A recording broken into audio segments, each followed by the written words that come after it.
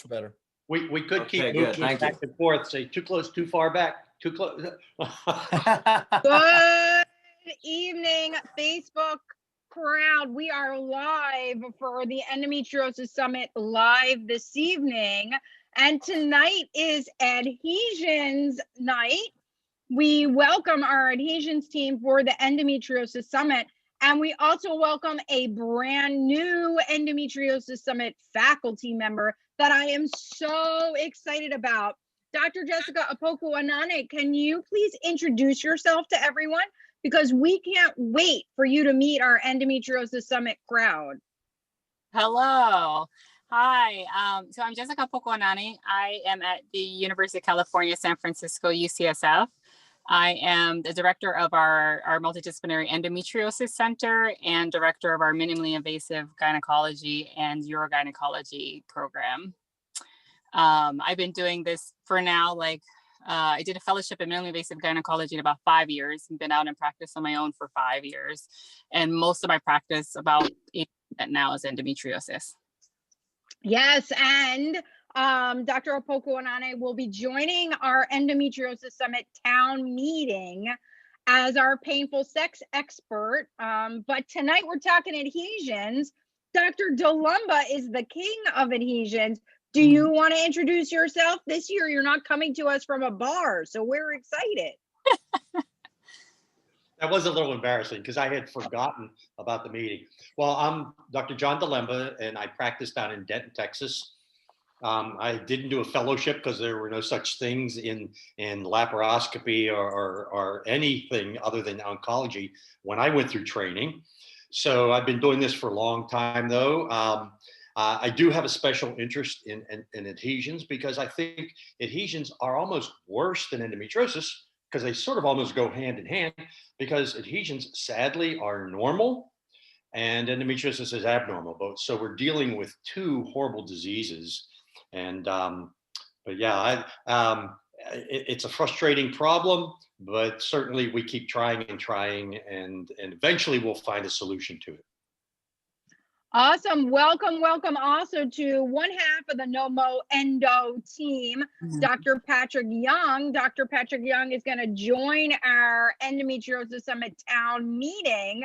And his other half, who is not here yet, I actually wonder if he is, I'll check, is going to also join what's called Endo Summit surgery this year.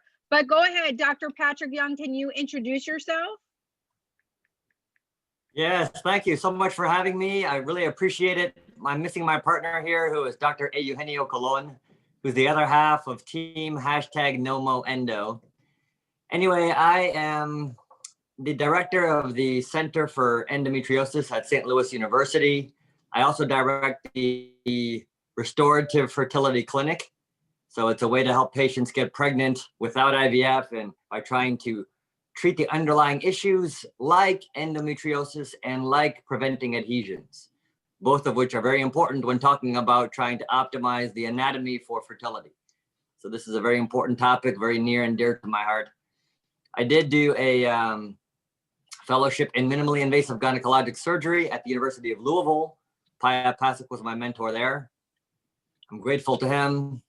And I always say we're all in this together to patients. You know, my wife and I, we tried to get pregnant, start a family from day one. After about a year, she said, maybe I have endo. She had painful periods her whole life. I said, no way. Turns out she had bad endo, had that cut out, but also had a lot of issues with adhesions. So I've learned a lot through her and through our experience, and she feels great now, and we've had recurring fertility. So, you know, really try to pay that forward and pay forward what we've learned through her as well. Right, wonderful, welcome.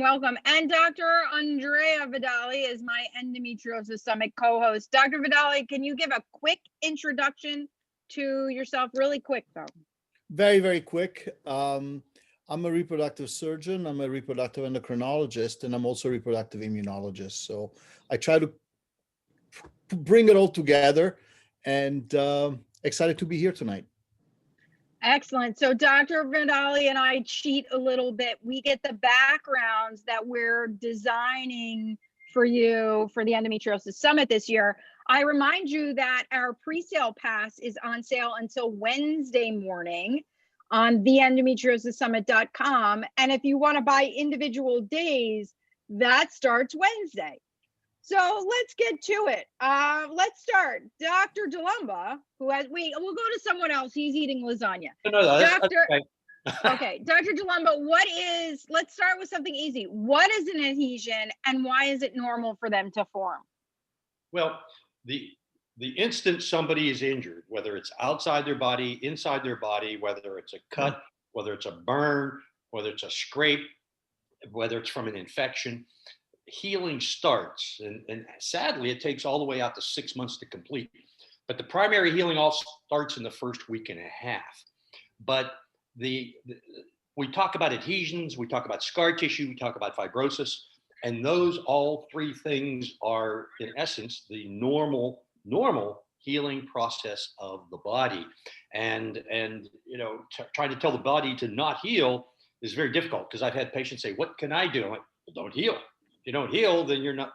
But everybody has to heal. It's the problem is when things heal, it could be the surface is fibrotic. There could be scarring or adhesions where things are stuck together, like in the movie Dumb and Dumber or Christmas Story, when they put their tongue on the pole and it sticks. That is like a concept of an adhesion or a band. So when those organs are stuck, it can be quite painful. And so what causes some people to have painful adhesions and some people to not have painful adhesions? And do we have an answer for that? Does anyone on the panel want to give a shot at that question? Patrick? Well, endometriosis is where the cells which line the uterus and are shed during the period are found outside the uterus. It starts off as surface implants. It's these cells in the wrong place. But how do these surface implants, which aren't deep enough to be in the nerves, or without distorting the anatomy, like distorting the tubes and ovaries, cause pain or cause infertility is a great question. We do not fully understand that. In a similar way, adhesions, which are bands of tissue that adhere two structures together, sometimes they're very painful. And the patient will say, I can feel tugging, I can feel this pulling.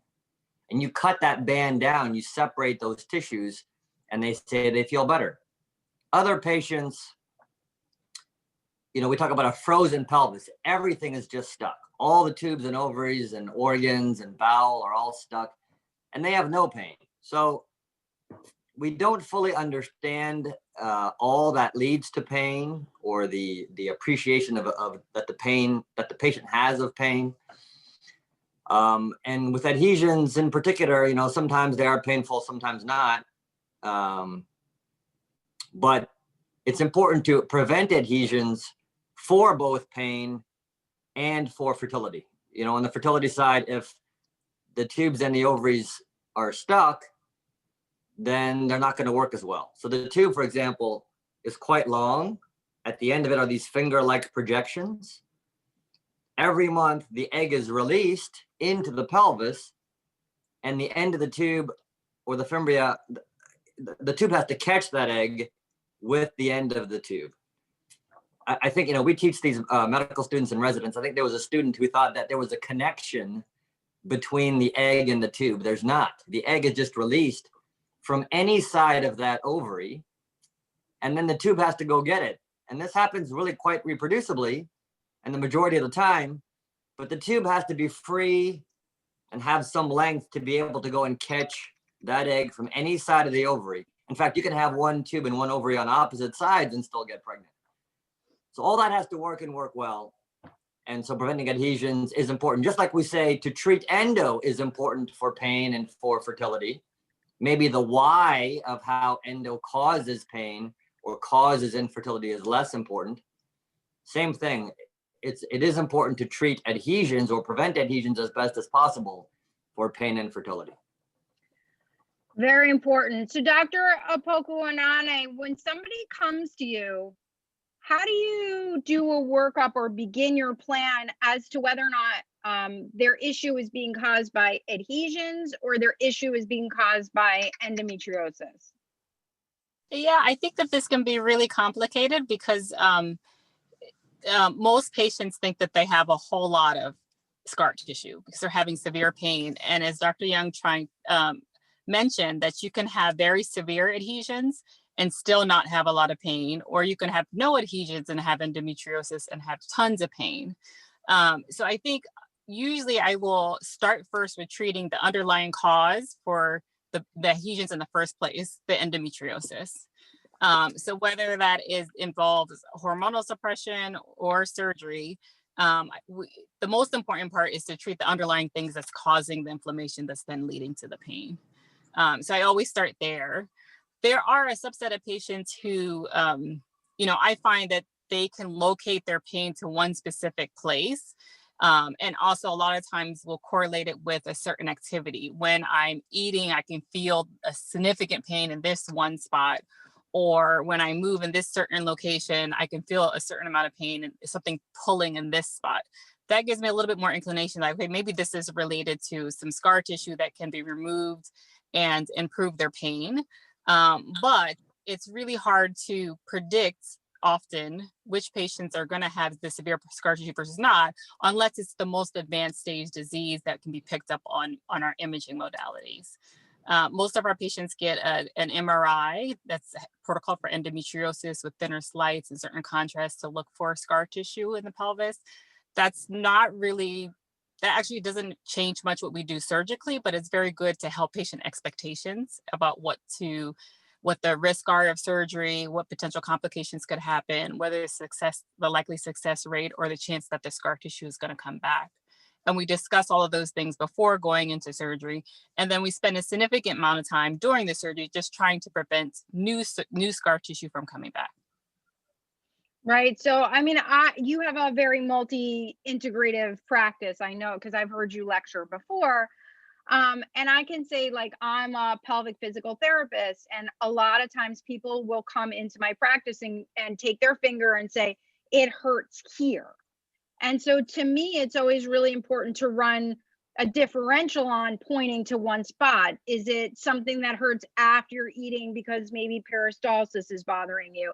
Is it truly an adhesion, or are you trained from the internet to believe it's an adhesion and it's really an upregulated nerve? Is there stuff that you do in your clinic to test out nerves or to test out anything like that patients should be aware is a possibility of something that they can go through? Yeah, well, we do think we talk a lot about the type of pain that they're having. So burning, sharp pain, that's much more consistent with something that might be neuropathic, as opposed to if somebody's having more of an achy or cramping pain, which sounds more visceral, like an organ type pain. We also have, again, a multidisciplinary center. So most of our patients, before going for surgery to break up their adhesiolysis, are often seeing a physical therapist. Sometimes they're seeing our pain clinic to do certain types of nerve blocks to rule out that as being part of their pain. And then we usually actually reserve going back for repeat surgery for people who have tried other modalities first to rule out that that is truly the source of their pain. So, Dr. Vidali, how often do you agree to go in on a patient for adhesions only? Also, Dr. Vidali and I know each other really well, so he knows it's a... Well, I think we have to differentiate, we started talking about adhesions, but I think to frame the discourse, we have to differentiate between adhesions related to the disease itself. Let's say somebody's never had surgery, so there's adhesions related to the condition of endometriosis, and then other adhesions, post-operative adhesions, for instance. So to frame the discourse, I would say, we would have to separate the two, because from the adhesions caused by the disease, that's, in my mind, that's part of the disease, right? The disease has not been removed. Somebody has never had surgery. You go in and things are going to be stuck to each other. So those are adhesions due to inflammation. And so that's one part of it. And the second part are postoperative adhesions, which are the adhesions which are caused by the surgery itself. And those are whole, and we can talk a lot about those as well, because, how do you prevent them? And if they're there, is it worth intervening to cut them down? So I'd rather not answer your question, Sallie, maybe answer it a little bit later. But I'd like to hear about our panelists about, first of all, these post-surgical adhesions. Do they happen to everybody? Why do they happen? What do you do to prevent it? And then we'll see what to do about it once they happen. Can I make one comment on that, Dr. Vidali? We do forget that surgery and endometriosis are sources of adhesions, but there are other sources. Somebody can have an infection or even a normal process. Say somebody ovulates and there happens to be some blood with it. You've got a raw surface of an ovary, you've got some blood, you can get an adhesion without endometriosis, without having had surgery, and without having an infection. So we can't just say surgery and endometriosis are adhesions. No, there are other causes, a ruptured appendix, diverticulitis. Sure, but I wanted to frame the discourse about what we're dealing with here, which is really, the operations that we do. Is it causing adhesions? Yes or no? And what do we do about it? Can we do something about it? And do these adhesions cause pain? I think these are three important questions that I think we need to address tonight. But I still feel that we had the people that are listening. I have patients come in and they think only endometriosis and only surgery cause adhesions, and that's not true. Adhesions can be any type of inflammation can cause adhesions. Sure, definitely. So that I just wanted to bring that out because, and there are patients and even doctors that think endometriosis and adhesions are the same thing, and they're not. One's a healing process, another is a disease process. So I just wanted to say that. But your question was, are there, one of the things you asked was, does everybody have adhesions? No. I wish I knew why. I know some doctors, and I think Jessica and I were on a webinar with Dr. Sonovo back in April, and they say that they get 5% of adhesions. Well, I do second looks, and I don't know about Patrick's data, but I see about 75 to 80% of my patients have adhesions on a second look surgery where I go back in within about 5 days. So it's not everybody. And I wish I knew who would, or what patients would not get adhesions, because then I could not do a second surgery on it. So can you just tell, I think we assume because we all know each other so well that everybody knows what the second look surgery is. Can you explain what you're doing and why you're doing it? Well, for one, with laparoscopy, second looks have been around since I've been in medicine, which is a very long time. When laparoscopy was in its infancy, we had a probe, that's about it. But infertility doctors started doing it because they would look back in. Gyne-oncologists would look in to see how well chemotherapy had worked. General surgeons do second look surgeries where they go back in. But it's all sort of based on the timing. When do you do it? Do you do it, 6 months, 1 month, 1 day? So based on some articles from the Scandinavian countries, there's some data that if you do surgery within 3 to 7 days, if you wait till 10 days, it's, in my opinion, you're wasting your time and the patient's time. But 3 to 7 days, by interrupting the healing cascade from first injury all the way out to the cascade completes, then you separate any adhesions that have formed or reformed from the previous surgery where you've cut. That's where I see the data. And if you separate that, some third look studies were done, and about 70% don't form or reform after the second look, but 30% still do. It's not perfect. I wish it was, but it gives some patients that have formed adhesions a potential chance of not having those adhesions reform. Plus that, in my opinion, that's a better time to put a barrier in, because then you know where the adhesions have formed. So I hope that helps. Well, actually, it brings up something great. How many use, show of hands, how many of our surgeons use any kind of barriers? And Dr. Yeung, I know we're going to have a special barrier discussion at the summit. We don't have to get into that here. We're going to save that for ticket buyers. But how many use barriers? Well, Yes, but before we get into that, could I just make a couple of comments? Yes, Yeah. go ahead. I'm sorry, before we talk about this question that Dr. Vidali had about what can be done about adhesions, including barriers, just to lay some groundwork. So 3 things I'd like to say. One is that adhesions can always happen after surgery, but we do think that some people are more prone than others to adhesions.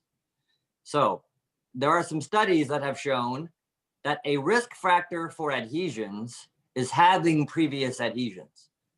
So if you go in and things are stuck after a previous surgery, that patient is going to be at risk for adhesions again. To me, saying previous adhesions is a risk for future adhesions is the same thing as saying some people are just at risk for adhesions. So I think that's important to note. So again, in my own story, my wife, so the surgeon who did her surgery recorded the video for me, so I got to see it. And all of my wife's tissues were all kind of red and inflammatory. And that's kind of the setup for adhesion. So my wife actually had several surgeries for endo to cut it out, which is very important. But the other half is adhesions. And she actually had more surgeries for adhesions than the endo part. So she just was really, inflammatory, I called her, and that went over like a lead balloon, but just really prone to adhesions. And some people are just like that. The second thing I would say is adhesions is really a secondary outcome. Okay, what do I mean by that? So before I did OBGYN, I did family practice. And in family practice, we talked about POEMs, patient outcomes evidence that matters. So we would talk about trying to find the outcome that matters to the patient. And usually we're talking about either pain or fertility. As an analogy, and hope this is not getting too much in the weeds, but we talk a lot about these days of AMH. AMH is a blood test that we do to look for ovarian reserve, which is kind of like trying to measure the age of your eggs. We know that age matters. This is like trying to measure the age of your eggs. It's actually more precise to say it's really a measure of, or a predictor of hyperstimulation. Dr. Vidali could speak to this for IVF, but what matters to the patient, even though the AMH can drop sometimes if you cut out the cyst wall, what matters to the patient in terms of natural fertility is, are they getting pregnant? And I have to remind patients that sometimes. So the same thing with adhesions. It's hard for us to say, what is the rate of finding adhesions? Because we don't look for most patients. We don't want to have to go look for most patients for adhesions. What matters to the patient really, and the reason why we're treating the endo and preventing the adhesions, is to get pregnant. And that's actually much easier to measure, or a much more important outcome and easier to measure for the patient, because you can just ask them, did you get pregnant or not? And actually, this is a huge gap in our data, which I find really kind of appalling or just astounding, that we have very few studies that actually look at, if any, an adhesion prevention strategy and pregnancy as the outcome. We often look at these second look adhesion scores, or how many adhesions are there at second look, as opposed to really asking, is the patient having pain still or getting pregnant? I had a third thing. Oh, the third thing that Dr. Dulemba was saying, I think is very important, is that we think from animal studies that if we're going to make an intervention in adhesions, the time to do it is early. We think from animal studies that adhesions form in the first week.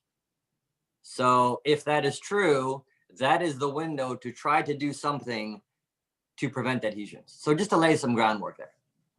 I'd like sorry. Go ahead. Go ahead, doctor. I'd like to make a comment about that too. I think some of us do not do second look surgeries because, as I think both of them are saying, the quickest window is within that first week after surgery. The best window is in that first week after surgery. But we don't necessarily know what the significance of breaking up that scar tissue is for future pain or fertility. So for those of us who do not do second looks, we rarely see our patients coming back. And the few patients that do come back and get a second surgery, very few of them have significant scar tissue. So that either means that our other patients, maybe they are developing scar tissue, but it's not causing pain or it's not causing fertility, or that early scar tissue doesn't necessarily form into dense scar tissue that's going to cause problems with pain or fertility in the future. So there is a there's a rationale for why some people choose to do a second look and some people do not choose to do a second You look. made a comment that you need to explain it to me a little bit better, please. You said significant adhesions and you said dense. I'm sorry, but even fine adhesions could potentially cause pain because, you know, if you can even get bowel that can loop through there. And remember, 60% of bowel obstructions from adhesions. But what I said is that I don't know the significance of those adhesions. So if a patient doesn't come back with pain or fertility, which is usually the reason why we do surgery in the first place, even if it's dense scar tissue, like our stage 4 patients, endometriosis patients that still are able to get pregnant or do not have pain, it may not be significant. And so I agree with focusing on the outcome for the patient, which is their pain or their fertility, not necessarily on focusing on the scar tissue, because there may not, putting someone through multiple surgeries to get rid of that scar tissue, if it's not causing pain or fertility, can cause other issues, right? Every time we do a surgery, risk of there being nerve changes and nerve pain. And just in our multidisciplinary practice, we've seen other things develop from multiple repeat surgeries. So I just encourage pain to think about more the outcome than the actual scar tissue itself. Well, I do zero infertility, so I'm only interested in the pain side. And also adhesions, if they're attached to a certain area, can contribute to nerve damage also, or nerve involvement. So Definitely. That's yeah. I don't like to even hear the word infertility, so I'm getting hives every time you guys say that. You're in the wrong crowd, I think, now that we own Endo Summit Fertility too. Dr. Vidali, how often do you see, Dr. Vidali is a reproductive immunologist for people that don't know. And I was wondering how often, when somebody has like a lot of immunological factors affecting their fertility, how often do you operate on those patients and they have that hot red body or insides that may develop the adhesions? Is there any correlation? I have to say, one of the things that we do see, and sometimes we do intervene in patients in individuals who don't have any clinical sign, any pain sign of endometriosis, right? They only have a clinical sign, which is infertility in this case. But when we look at the immunological profile, we do see some signs that we know are to be associated with endometriosis. And that was part of my lecture at the Endometriosis Summit. And the one thing that it's interesting, and all of you colleagues, you probably have seen that, you look into the pelvis and you see minimal endometriosis, not a lot, but then you see signs like an inflammatory patina on the uterus with those filmy adhesions that are on the back of the uterus and a little bit elsewhere in the pelvis. So like overall inflammation with mild filmy adhesive disease. Clearly an inflammatory process, but not related to the actual amount of endometriosis. And this is a big clinical dilemma for me because honestly, still as of today, I don't have a clear explanation as of why we have that incredible reaction, tissue reaction in the peritoneum in absence of extensive visible endometriosis. Of course, we do an extended excision, peritonectomy. Nevertheless, it's still a dilemma to me what's going on there. It's still a question. I don't know if the doctors would like to comment. Well, I will. I think one of the reasons, whether it's important or not on the filmy adhesions, things like that, genetics play a huge role. I want to share this with some of the people listening. Some of my patients are on here, and some of them already know this. A classmate of mine won a Nobel Prize a year in 2019 in medicine, and his discovery was HIF1, hypoxia-inducing factor 1. And when I started looking into some of the things associated with it, it triggered a memory from 1991 when I was actually doing obstetrics. And I called out to Loma Linda for a potential complication one of my patients with her pregnancy was having. They were doing fetal surgery. And you guys probably already know this, but the people listening might not. If you operate on a fetus before 24 weeks, they're born without a scar. After 24 weeks and they operate on a fetus, they're born with a scar. And nobody could figure it out. And because of my classmates' discovery, the HIF1, hypoxia-inducing factor 1, I looked at it, and then he's up in Michigan, Dr. Diamond, he did a study with pigs where he denuded the inside of all the peritoneum from a pig, and then genetically at the time turned on HIF1 in the pig. And the pig, when they went back in, and we know we use at pigs because they make a lot of scars, adhesions and fibrosis. And the peritoneum had no fibrosis, no adhesions, and had no scar tissue with HIF1 turned on. Think of a salamander. You pull the tail off and a normal tail grows back. So I wrote to my classmate on an email and said, hey, maybe the fetus at 24 weeks, some parts of it are hypoxic. And he says, you're spot on about the no scarring before 24 weeks. Think about it. The skin before 24 weeks on a fetus, there's no capillaries. There's no blood flow.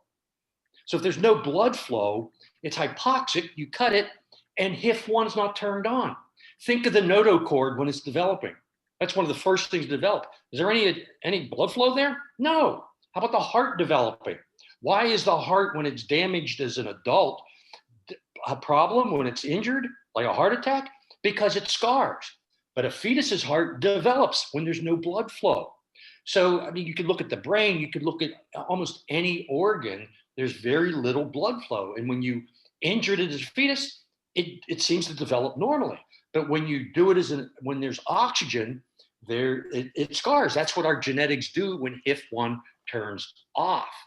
So genetics play a huge role. And hopefully in the future, there may be some things down the road that will prevent adhesions more than what we're talking about, barriers, surgery, anything, and you can just turn these things on. So again, do they play? Is it important now with immunology? Yes, all that's important, but so is genetics on who makes adhesions and who doesn't. I have a question for Dr. Opoku. Jessica, sometimes I talk to our colleagues, reproductive endocrinologists, and they say, well, be careful when you do these operations. You should take as little tissue as you can because of the concern for adhesions. On the flip side, we know that if you don't take enough area, you're going to leave endometriosis behind. So we're stuck in this dilemma. What is your position? Do you support radical, sort of, let's call it radical or extensive excision of endometriosis, or you think that we should be more conservative in our excisions? So I wrote a review paper and looked at all the data on this, and I do believe in full surgical excision, especially for the very first surgery, which is the most important in preventing the patient from coming back and needing repeat surgery.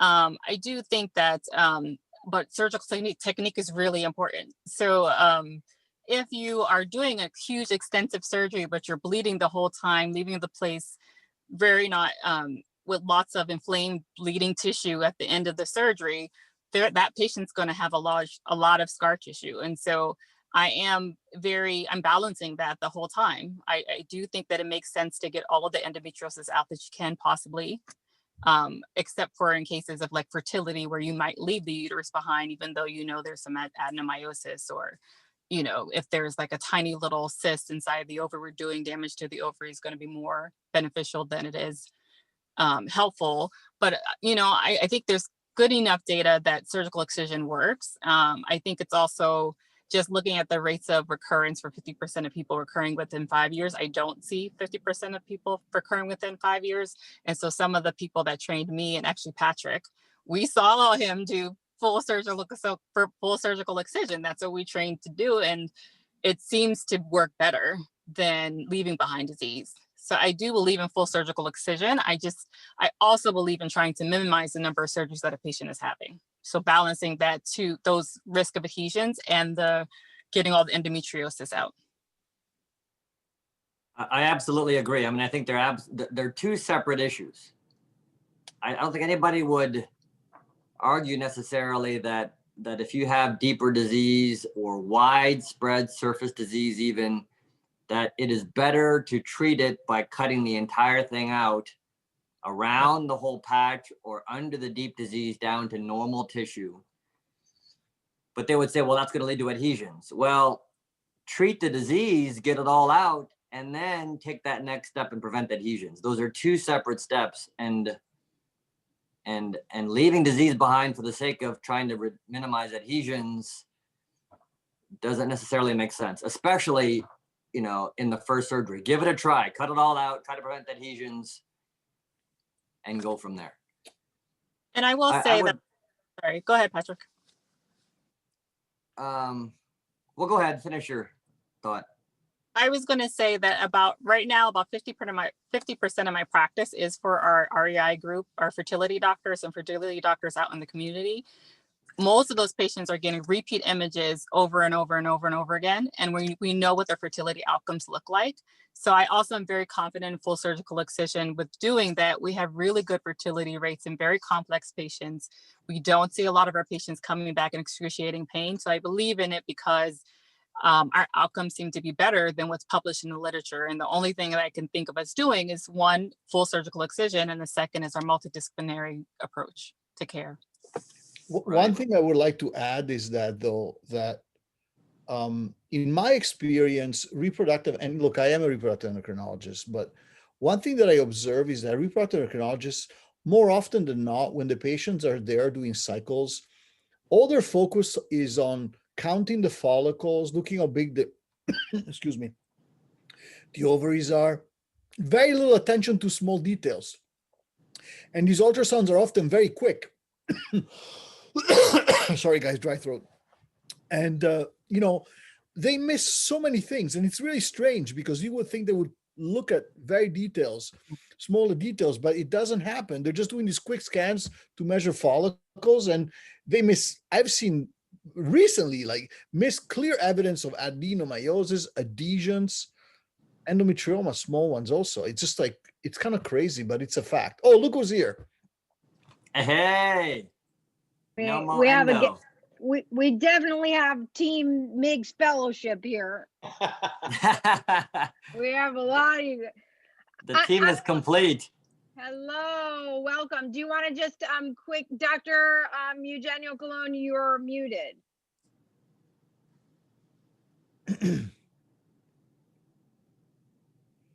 Yep, I apologize for that. Oh, it's nice to see you. Do you want to just quickly introduce yourself?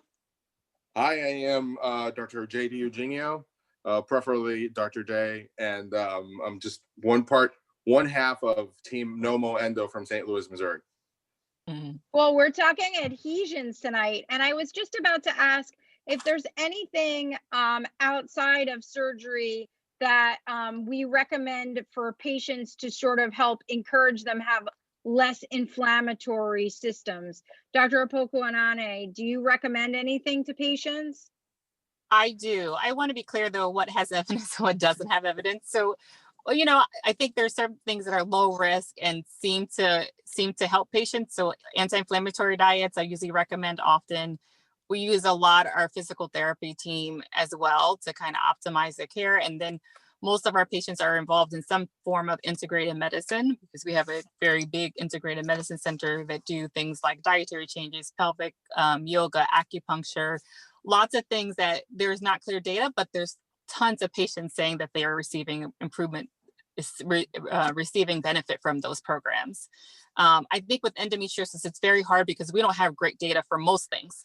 And so we include a lot of things that seem to work, and there's a little bit of early evidence that makes these things beneficial. Right. So I think it's really important in terms of a physical therapist that we are open that physical therapy, first of all, there is some study done on rats with adhesions that if you're doing visceral manipulation on them within the first 14 days, you can break an adhesion. But in terms of the rest of it, a physical therapist is not going to break or remove your adhesions, even though you think in your head that more pain is better because during therapy because they're breaking your adhesions. What they're actually doing is lengthening the tissue around your adhesions so that maybe in its presence you can feel a little better. Dr. Vidali, when we talk about people who have systems that are hot and red, are there things that you advise patients to do from that inflammatory standpoint? Well, one thing we didn't really talk much about is that we sometimes attribute in the case, for example, of fertility, from a fertility perspective, we attribute the fail to conceive due to adhesions. Sometimes it's really pure inflammation. It's the inflammatory process and those activated macrophages in the pelvis that are actually creating an inflammatory environment where you get poor egg quality as well as failed implantation and miscarriages. So really, you have to look at things from a more, I agree with you that we have to look at things more from a systemic perspective. So, sometimes diet can help, but I definitely believe that ultimately, removing the endometriosis is probably the most important part. Whether or not we can correct the overall inflammatory milieu long term, I'm not sure we can. We can do a short term, right? We can give steroids to people. We can suppress people's immunity for a temporary time. But the big challenges today, I think, for us is how do we correct these problems long term for people who are suffering from pain and this constant inflammation? How do we do that medically? It's a big dilemma. I don't know the answer yet. If I could just add to that. Oh, go ahead. Sorry. This whole topic of inflammation, I think, is really important because, again, how do these surface implants of endometriosis, which is how it starts, without distorting the tubes and ovaries, cause infertility is a great question. We do not fully understand that. But the association clearly exists. If you have endo, your chance of getting pregnant is lower, and surgery or cutting out the endo, like Dr. Vidali said, will help fertility rates. We know that.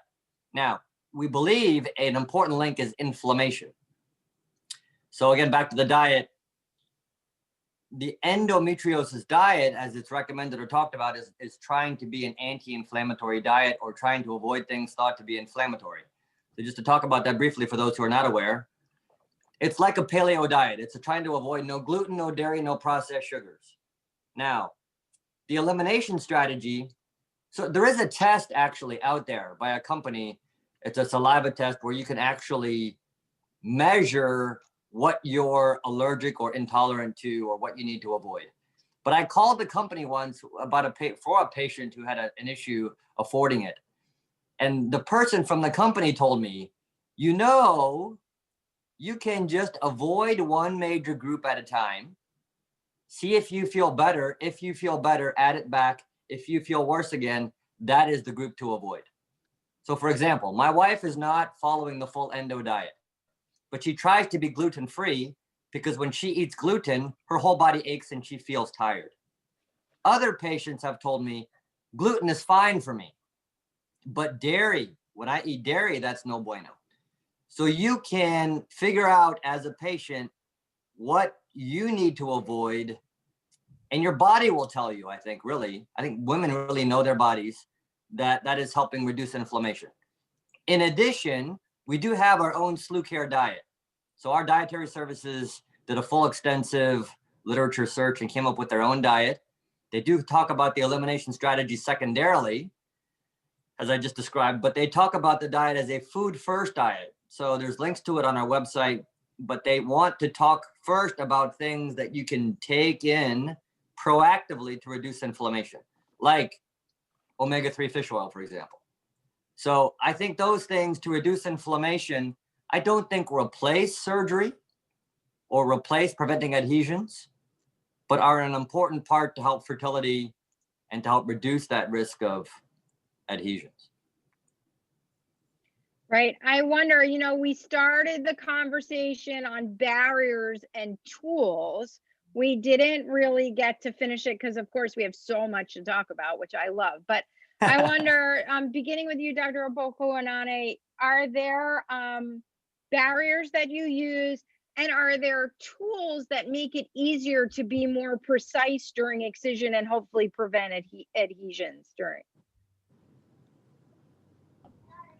Yeah, so I think, I'm sure somebody has said this already, but your surgical technique is very important. So making sure that you handle tissue appropriately, are gentle with the right tools that don't cause too much tissue injury, making sure that there's the patient's not having too much bleeding and that's very dry at the end of the procedure are really helpful.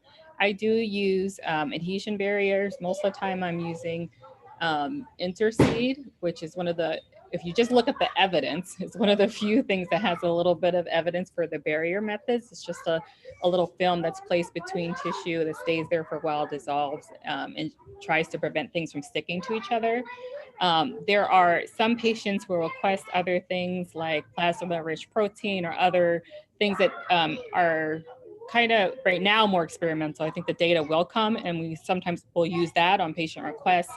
The other thing that has a little bit of evidence is like ovarian PEXI. So in particular for some of our fertility patients where scar tissue around the ovaries is important, I usually will reserve that for somebody who's already had the ovary scar down already. But those are usually the techniques that I use. What is plasma-rich therapy for those of our viewers that don't know? And by the way, I just checked Facebook. We're out to about 60,000 this evening. So you guys are the dream that team. is awesome. That's awesome. Yeah. Wow. Yeah. Can I make Congrats, a little Endo comment? Summit. Can I make a little comment? Wait, before you I talk? want Dr. Opoku to tell us all about the platelet-rich plasma first. Yeah. Sorry, so you take the patient's own platelets and you spread it over the tissues that are. Who's got the kids screaming in the background, guys? Can you write it down? He's at a bar that I was at last year. Oh, is that you? Is that you, Jessica? Sorry. I think so. Sorry, I was in my I car, but then apologize. I was like completely black. So I went back to Yeah. the area with the kids. Sorry about that. We're multitasking tonight. It'll be fine.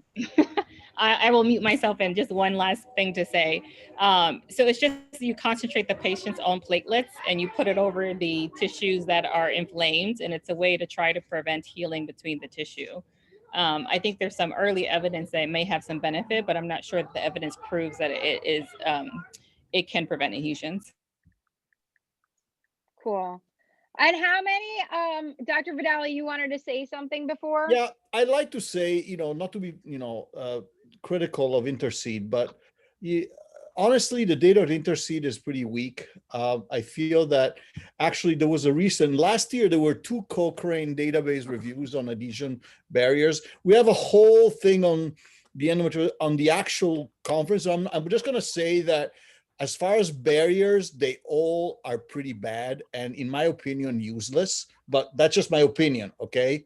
And gels may do a little bit better, although even there, the data is weak and it's all industry sponsored data. So in my opinion, based on this data, there's going to be a lot to be discussed at the endometriosis. So be there at the summit because all this data will be discussed in great detail and will be debated in great detail. Sorry, Sallie.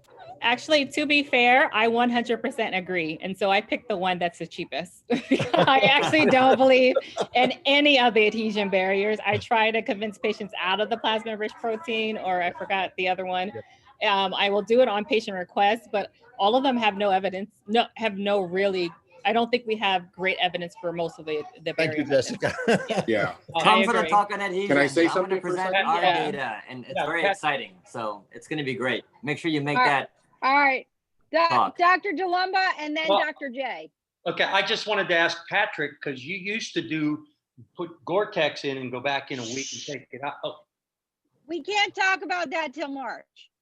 So okay. I will present our data on Gore-Tex in March. So make sure you make that March talk on adhesions. I think it's very exciting. I think it's really just a pilot study, but I think the data that we have is very promising. It has been submitted for publication. Hopefully I can tell you that it has been published or accepted by the time we have the talk in March. But But you did it years ago also, correct? It wasn't part of the study. well, we've been doing it for some time, and this is, Oh, okay. we have an ongoing database. So this is collected data over some years now. Yes. And we asked about pregnancy, not looking at second look adhesion scores. We asked about the outcome that matters to patients. And To we'll fertility get more into patients. it. But very interestingly, it seemed like the Gore-Tex helped those with a history of infertility to get pregnant. It did not help patients who did not have a history of infertility, which I find very interesting. That might mean that it's helping, that the patients with infertility are the ones who are prone to adhesions. And if you have a barrier that can help prevent adhesions, that's why it's helping pregnancy. Don't give So it I think away. it's very interesting data. Stay tuned. Don't give it away. Right. Don't give it away. We'll take a look. Dr. J, you wanted to say something about adhesion barriers and tools and all that Yeah. stuff in terms So, of preventing adhesion. Like Jessica said, like I do oophorepexies. I'm actually doing them more often recently. So we tend to go back to our patients sometimes for 6 or 9 or 9 months or a year later, depending on what the concern is. And when we do, like the date, I mean, there's obviously there's not a lot of data on it, but I notice a significant difference when I pexy the ovary, especially when the ovary is actually stuck on top of the ureter, or had that pelvic side was completely plastered with that ovary. But more importantly, like the use of AmnioFix, I find that like it's just like a night and day type of difference. I don't have a lot of data on it, but like what I see when I put the AmnioFix on top of the ureter, there's almost nothing sticking to that. It looks like it was it wasn't even touched. And to me, that is surprising, because sometimes I use it on one side and not the other, just to like, because it's worse on one side. So because I want to kind of justify the cost of it if I'm putting it on one side and not the other, depending on how bad it is. And the side that I put it on looks significantly different, the AmnioFix. I've been using it for 8 years, AmnioFix. It is beyond me. Yeah, but it is incredible. It's cost prohibitive to many people. Yeah. And that's it. That's kind of my 2 cents. Well, it's good. So on Facebook, we have a couple of the same comments that people go to doctors, and I'm going to let everybody answer this question. People go to doctors and say they have adhesion-related pain, and the doctor says, I'm not cutting it, it just goes back anyway. What, in the generalized sense, what is your opinion about when a doctor says that, and what is your opinion about how to approach that patient? We'll start with you, Dr. Dulemba. Well, I can't disagree with that concept or with that term that if you have surgery, you might get more. But I look at it not from the fertility side, from the pain side. If a patient's life is interfered with, what do you do? I mean, they've tried physical therapy, they've tried to change their diet, they've had surgery, the endometriosis is gone, they're on pain medication, but they're still not functioning. I can't turn those patients away and say, sorry, you can't have more surgery. So that's why I've developed my, plan. I wish it was perfect, of using accuracy and precision when you do surgery, do the best job that you can, cutting the adhesions, cutting out any disease or endometriosis that might potentially be there. The second is I use heated and humidified carbon dioxide, and I think pretty much everybody on this panel probably does. I didn't do well in English, by the way. Yes, we do. The next is I use a barrier when possible, and I've tried everything: stitching the ovaries up, again PRP, you name it. I've tried it because I've been in this for a long time. The last thing is the second look, because if they've had multiple surgeries or their adhesions are the main problem, I have to do something. I can't just say I cut them, you're fine, see you later. No, I feel by doing all that, I give the patient the best opportunity. Doesn't mean it will. Best opportunity to be symptom or disease free. Agree. You still haven't answered the question though, John. What did. Sallie is asking is, somebody comes to you, she tells you, I have pain. I think it's because of the adhesions. What do you do? That's the question. Well, then I give them options. Okay, it's a 2 to 3 hour visit, but I'll shorten it. No, I'll try and shorten it. So what I do is I give options. I go through any types of infections, look at SIBO, Lyme's disease, you name it. pelvic floor dysfunction? Have they had PT? If not, maybe they need that. Then I talk about the bladder with interstitial cystitis. I talk about the bowel. Have they had a colonoscopy, endoscopy? Look for diseases there. Talk about phantom pain and the nerves, and then talk about it. Okay. So she has adhesions, though. Okay. So then I go through. Hormonal manipulation is not going to help. Imaging can kind of give me an idea what's going on. Surgery, yes or no? Surgery. Get So to the I point. give Get to them. the point. I give them the option of what to do. Pain management. If you need pain medication, we'll try and do that. Surgery, yes or no for adhesions? That's if they opt for surgery, I will do it in a heartbeat. Patrick. It depends. So just like with All right, moving endometriosis, on. No, go ahead, Doc. just like with endometriosis, I always tell patients, I don't, like if somebody comes in with 5 previous surgeries for endo, somebody might say, why would your 6th surgery be any different? To me, it's not about the number of surgeries somebody's had. It's what was done. How was the endo treated? Sure. But we're talking about adhesions here. Is there a chance of some endo being left behind? There may be adhesions there. You don't think there's any endometriosis. There may be adhesions there. Surgery. Same thing with adhesions. It depends where the adhesions are, how extensive they are, and maybe what has been tried for adhesion prevention in the past. And do I have a chance of like doing something different that maybe hasn't been tried, or the area of adhesion is in a particular place that maybe we could try to prevent adhesions in that place if that's potentially the area causing the pain. Jessica, so that is important. That Jessica? matters. If everything is stuffed, you can't wrap everything in Gore-Tex, for example. Jessica, adhesion, surgery, yes or no? Pure adhesion. No more endo left, just adhesion. If I think I treated every other source of pain, yes. Surgery, yes? Yes. But that's rare that I think I've treated every other source of pain. That's my caveat. I mean, I often see patients run the surgery. It's adhesions, and there's sometimes a problem. Dr. Vidali, can you just expand a little bit? I mean, my perspective is that in the great majority of cases, pure adhesions are not associated with increased pain. And so, I have to be really convinced that the adhesion is truly a source of a problem. For me, I cannot, in total honesty, say that I'm doing a service to a patient to go after a little adhesions here or there. I just do not. I can't, in total honesty, after 30 years of doing this work and having worked before with very, very established experts in the field of adhesions, and there's the Adhesion Society and many other, so very extensive experience.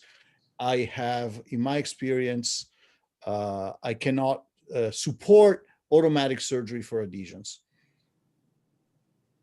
This is based on, I would say, a very extensive experience on this. But by the way, general surgeons will never do surgery for adhesions, ever, with a few exceptions, because they know. That's what they're taught. There's a difference between what they know and what they're taught. I'd like to say that I agree with that. So my caveat in saying only if I think I haven't treated every other source of pain, that it's rare that situation happens. So it happens like maybe once a year. Most of the time I find when patients come in for surgery for adhesions, there's some other cause of pain that we're just missing.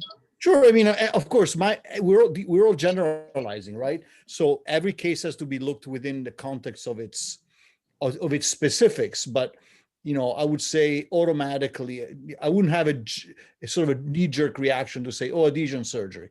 That's just my perspective, my sort of professional opinion. Yeah. All right. Go ahead, Dr. I think that's a great point. Maybe a great way to end things, but you really have to individualize the care. But that's obvious. Well, I would say though, but you're starting from a certain perspective, and I would say that that's my perspective, and somebody else may say, no, I will do surgery on anybody who comes with the smallest adhesion. I have actually watched some of these adhesion doctors go in there and do you look in, there's like a tiny band this big, and they'd be like snip. and that's a surgery. Like the idea that that would actually change things to me is, unimaginable.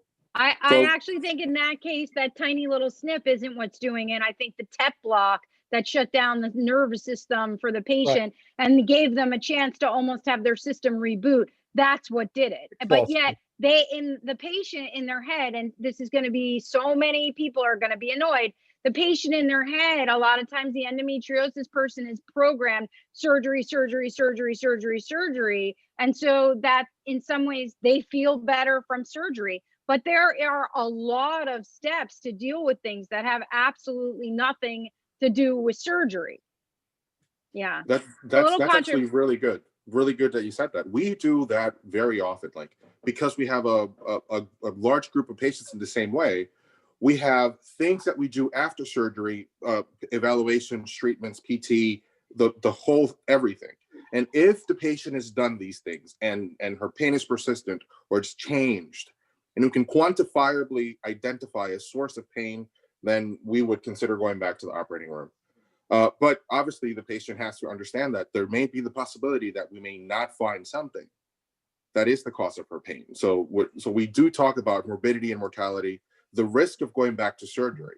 So as long as the patients are understanding the risk and we are comfortable taking on that risk, then sometimes I do tend to please my patient a little bit more and just take them back, but not as a knee-jerk reaction.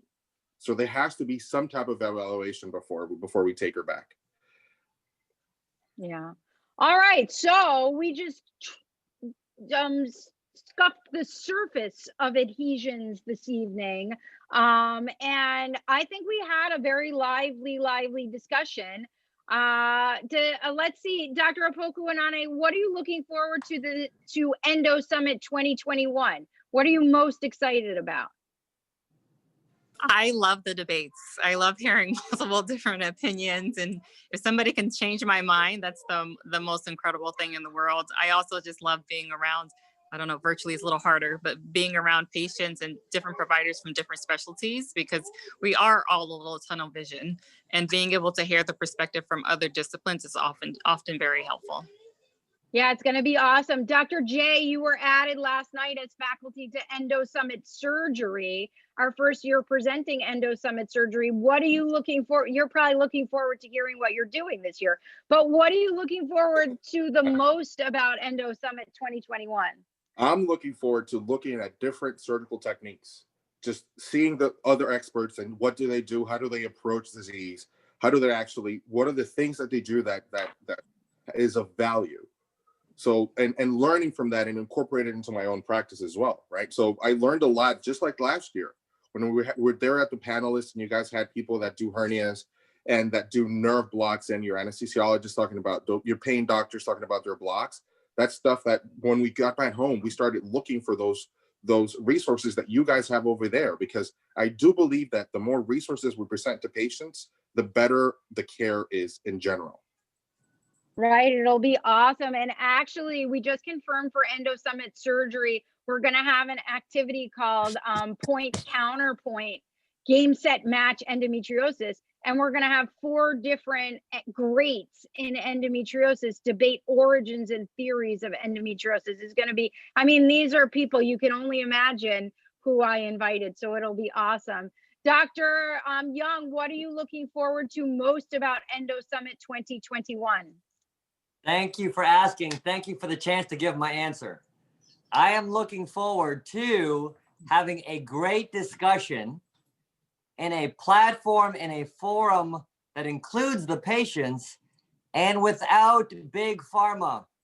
I got to tell you, Sallie and Dr. Vidali, what you did with this initiative to have this forum, this platform, without the big pharma influence is so huge and so just novel.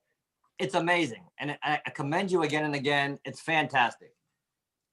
Yes, awesome. It's so important. Dr. Dulemba, you are our first invite ever, and it will be your 3rd year. And you won't be able to say Hoboken.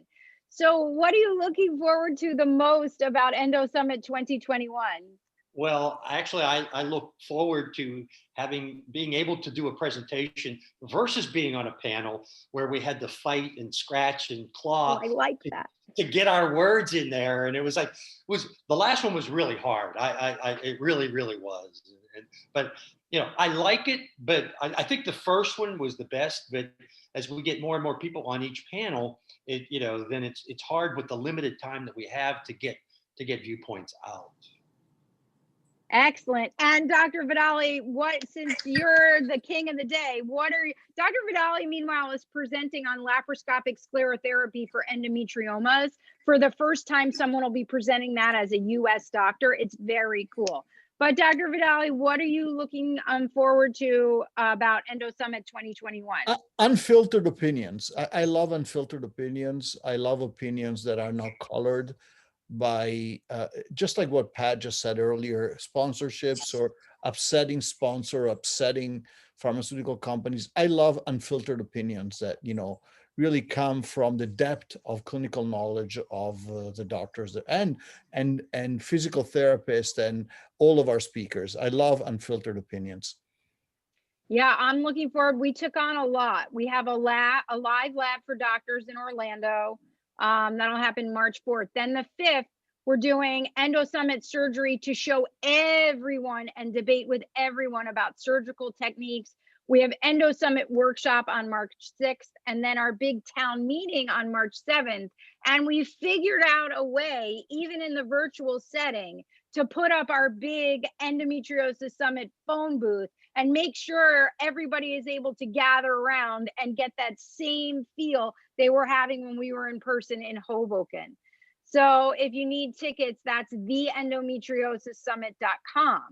Next week, hoping that I'm still here for that, but next week is going to be one of my all-time favorite weeks, especially me as the hernia whisperer. We are doing groin and leg pain night with Dr. Mossbrooker, always a favorite, Dr. Zolan, and then Maurice Chung is joining us again because he owns the Endometriosis Summit Lives right now. And we're going to talk all about the abdominal nerves and the pelvic nerves and why what you think may be one pain isn't. We're going to talk about the SI joint. We're going to have a great time talking leg and groin pain next week. I want to thank everyone for joining us, the Nomo Endo team, who can be reached at nomoendo.com. Dr. Opoku Anane, how can somebody reach you? Oh, you're muted. You're muted. We can't hear you. We can't hear you. Sorry. We have the website, the ucsfendometriosis.org, or they can just contact UCSF OBGYN. Awesome. Thank you so much. You survived your first Endo Summit Live. I'm so excited that you took time away from your own life to join us here tonight. Dr. Dulemba, how can someone reach you? They can't. No. Just you call my office at 940-387-6248 and go from there. And if you missed this, we do put the live, we do put a recorded up on our YouTube, so you'll have to watch the whole thing to get the phone number again. Dr. Vidali, anything to add before we sign off? No, I'd like to thank all the attendees and thank you, Sallie. As usual, you're the best. Amazing, amazing. All right, take care. We'll see you next Monday. And don't forget to get your Endo Summit ticket. Take care. Thank you, everyone. Thanks, Sallie. Great job. Thanks.